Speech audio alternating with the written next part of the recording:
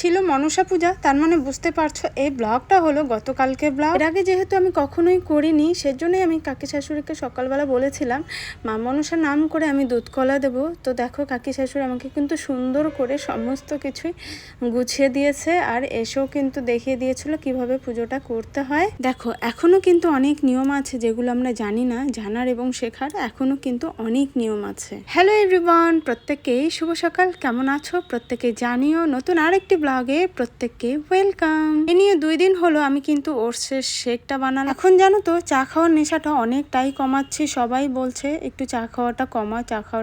সত্যি কথা বলতে আস্তে আস্তে আমি যে নেশাটা কমাতে পারছি, সত্যি মানে এটা অবাক একটা কাণ্ড।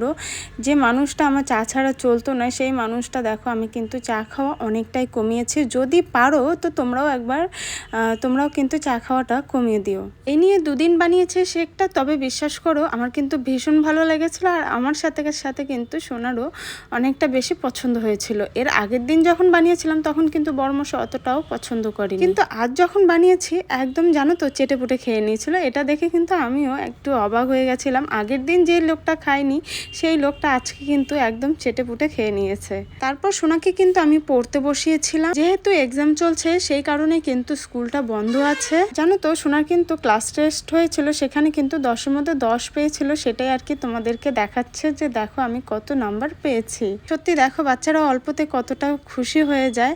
তারপর যাই হোক চলে গেলাম রান্নাঘরে আবারও নিজের রান্নায়।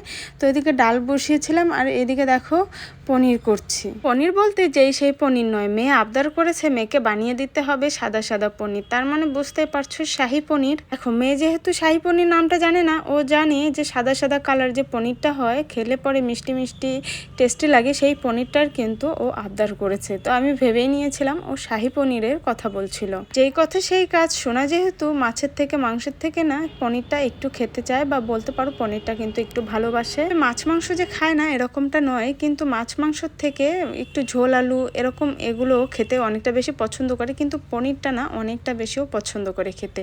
তো যাই হোক সমস্ত কিছু দিয়েই দেখো আমি কিন্তু শাহী পনির একদম বানিয়ে নিয়েছি। শাহী পনির জানো তো খুবই ইজি একটা রেসিপি, খুবই তাড়াতাড়ি কিন্তু এই রেসিপিটা হয়ে যায়। তো মেয়ের আবদারে রেডি হয়ে গেছে শাহী পনির, বলতে পারো সাদা সাদা পনির। সোনা দেখলে পরে কতটা যে খুশি হবে সেটা আমি তোমাদেরকে কি বলবো। এটা ও আবদার করেছিল যে আমাকে সাদা পনির বানিয়ে দিতে হবে। তো যাই হোক দেখো বিকালবেলা খাওয়া দাওয়া করে সোনা ঘুমাচ্ছিল। এই ফাঁকে জানো তো আমি চলে এসেছিলাম একটু ছাদে। বড়মশাই ঘরে রয়েছে বলেই কিন্তু আমি এসে ছাদে বসতে পারছি, না হলে তো আমাকে ঘরে বসেই থাকতে হতো। ও কখন ঘুম থেকে উঠে পড়ে এটা একটা ভয় থাকে। চলো তাহলে আজকের এই ছোট্ট ব্লগটা তোমাদের কেমন লাগলো অবশ্যই কিন্তু কমেন্টে জানিও। নতুন আরেকটি ব্লগের সঙ্গে